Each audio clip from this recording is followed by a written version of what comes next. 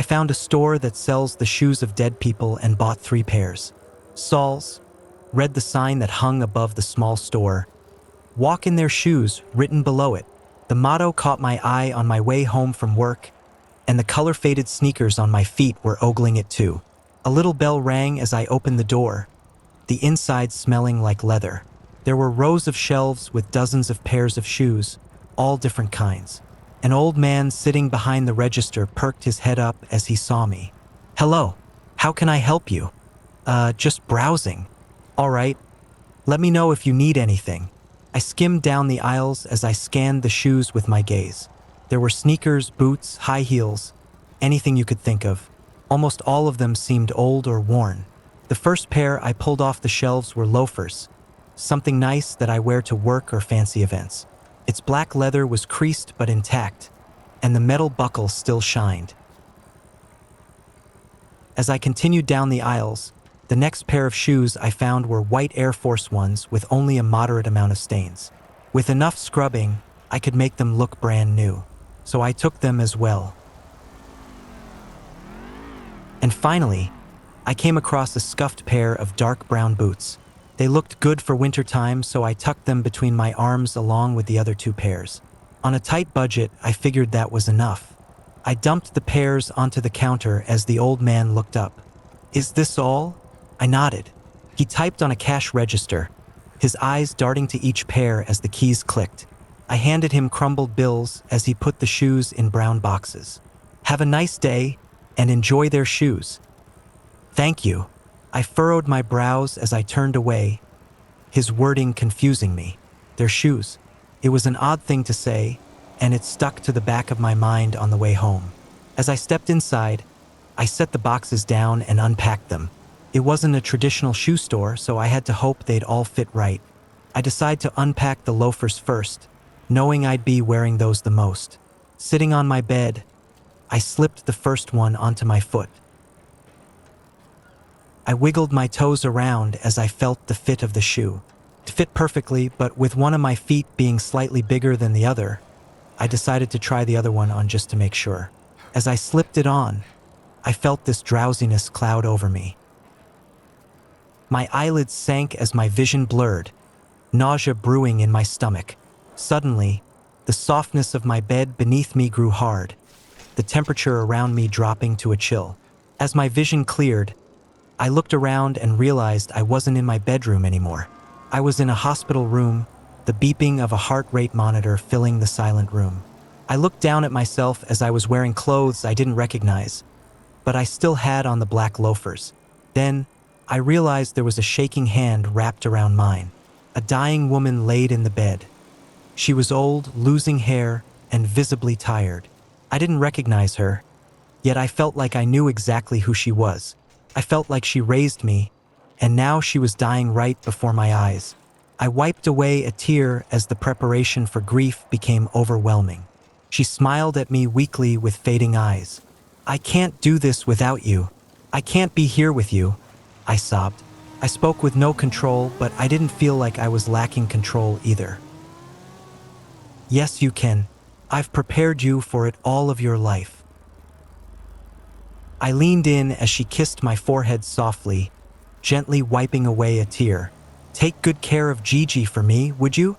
I nodded with a smile as tears continued to stream. Somehow that name was familiar too, more than familiar. That was my sister, her face popping into my head. Another person I didn't recognize yet did at the same time. In the moment, it felt impossible to question what was going on, as if it was normal. As I sat back down, I watched life disappear from her as her heart rate flattened. I collapsed into tears, the drops soaking into my pants. The pain was something I had never felt before. It was consuming. Everything felt like it was over, like it was crashing down. Suddenly, I turned to a cracked window that let in a cold, gentle breeze. My face continued to crumble as I rushed towards it. Prying it open, the wind began brushing my hair back as I lifted my foot onto the windowsill. As I balanced on it, I held onto the edges of the window as I looked down. Vertigo hit me like a train as nausea brewed in my stomach. The distance from the window to the ground was terrifying, but enough. I turned to my mother one last time, her corpse lying peacefully on the bed. I'm sorry. I propelled myself from the windowsill and out into the open air. I squeezed my eyes tight as I free fell, the powerful wind deafening as I pressed against me. As I continued to fall, awaiting the end, I opened my eyes. And as I did, watching the pavement below me quickly grow closer, all I could think about was how much I didn't want to die. But it was too late, as I was now closer to the ground than I was to the safety of the windowsill beneath my feet. I clenched my eyes again as I reached the ground, experiencing a near split second of a gnarly crunching sound in my ears as everything blinked to blackness. Suddenly, I found myself in my bedroom again, my feet safely on the wooden floorboards. My body trembled as my eyes darted around. I tried to tell myself I had just fallen asleep, but it was all too real. I felt all of it. After quickly kicking the shoes off, I stuffed them back in the box and crammed them in my closet. But as terrifying as it was, something about it intrigued me deeply. To be able to literally walk in the shoes of somebody else, it's something you can never truly comprehend, especially someone else's final moments. So I decided that, after taking a break from the first experience, I would try the next pair of shoes tomorrow and see if they would have the same effect.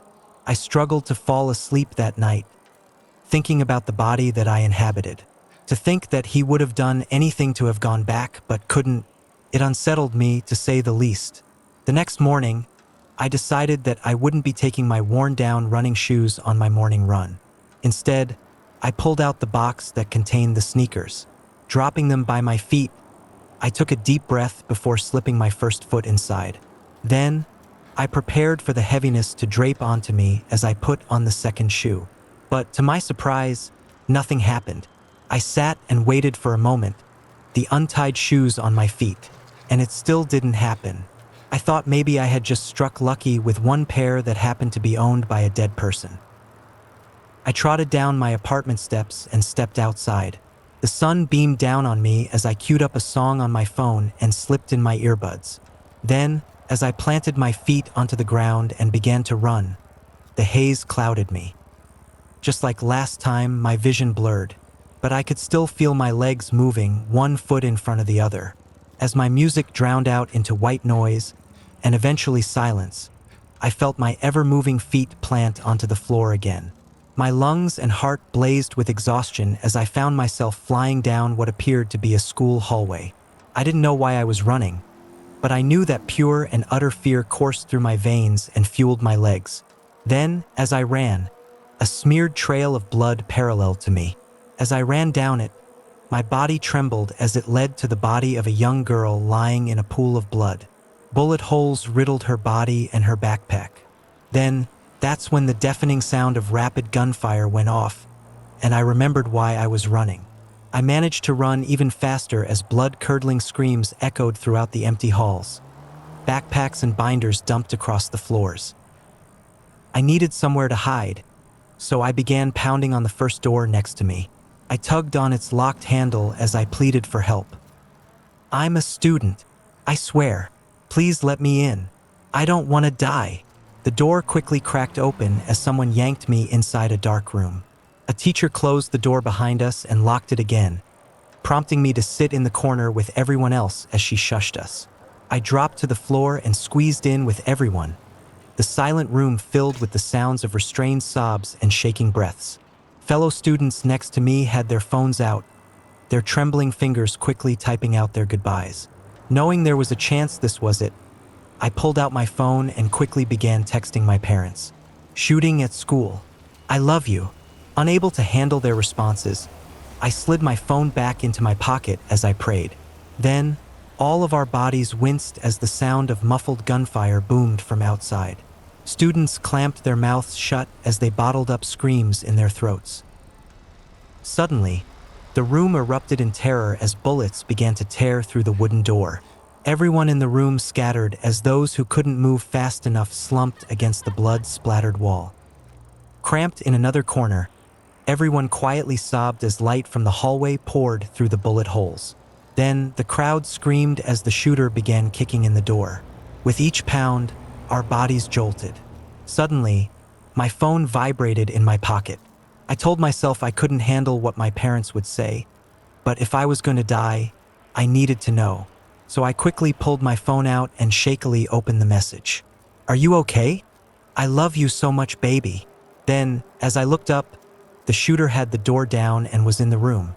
With a burst of fire, he had the teacher down in seconds. The students cried in horror as he then turned to us with his gun raised. My ears rang as he sprayed us with bullets, blood splashing around. The shock was so numbing, but I knew I was shot. Within seconds, everything went to black, and I found my feet back on the pavement of my street.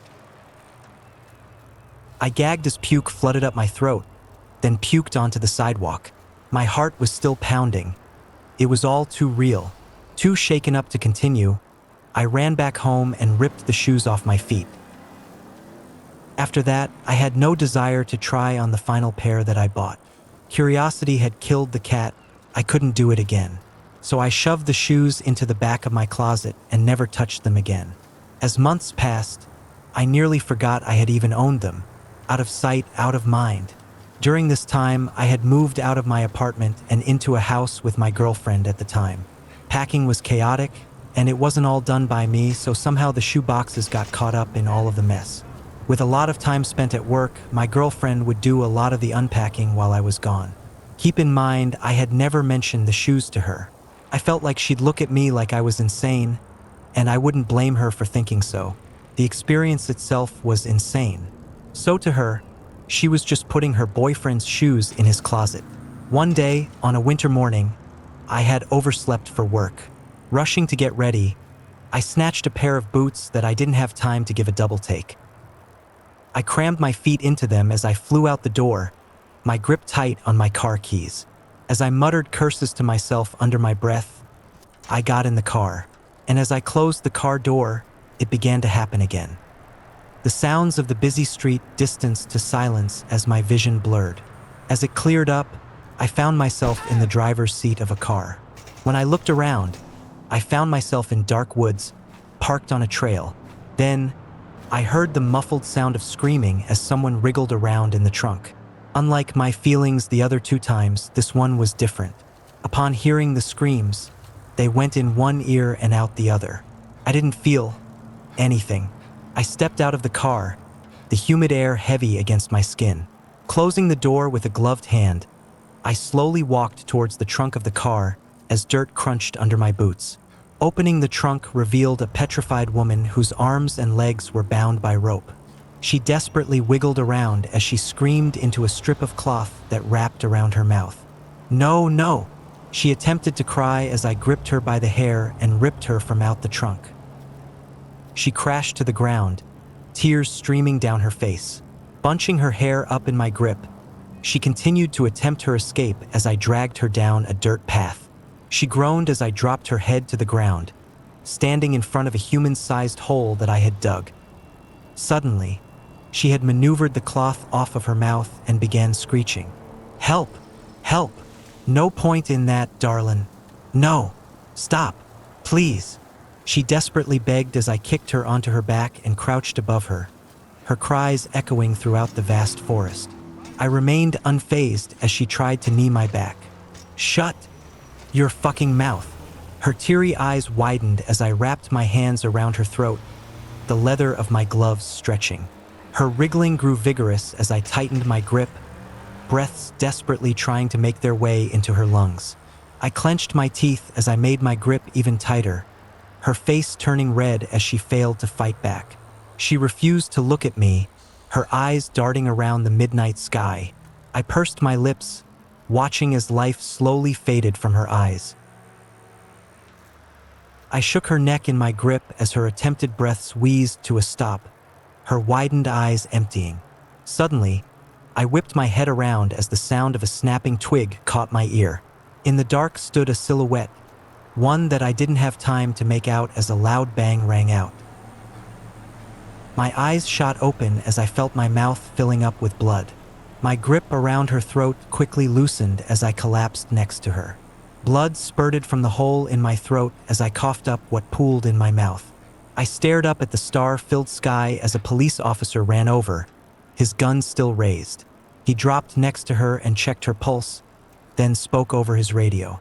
Quickly bleeding out, everything soon faded to black. I then found myself back in my car, my grip tight on the steering wheel. I quickly pulled my trembling hands away as a tear streamed down my cheek. I hesitantly looked down at the boots on my feet, realizing what I was wearing. Instead of going to work, I ran back inside and grabbed the other 2 pairs. Flying down the streets, I halted to a stop in front of the shoe store and carried the boxes inside. Making a return? The old man said as he heard the bell on the door. Yeah, the usual. I placed the boxes onto the counter, my body still trembling. He tallied up the prices as he looked at each pair. So, how was it? What was it like, walking in their shoes? Unpleasant. Well, imagine how they felt. Actually, you already did. Have a nice day. He smiled ominously as he handed me crumpled up bills. With a hesitant hand, I quickly snatched the cash and flew out the door. Getting back in my car, I let out a deep, exhausted sigh. The next day, on my way to work, I passed the store again, except it was vacant. A streaky outline of the logo was left on its bricks, the space appearing entirely empty through its dusty windows. I furrowed my brows as I slowly drove by, trying to see if a note was left about a relocation or a retirement. But there was nothing, it was just gone. I never found out who that man was or where he went. I never found out how he got all those shoes. I don't think I had ever even seen somebody else in the store. I had pondered on the idea that maybe it appeared just for me. Sounded crazy, but so did seeing visions of dead people. I couldn't figure out if I was supposed to be taught a lesson, but I knew it was one I could have lived without learning.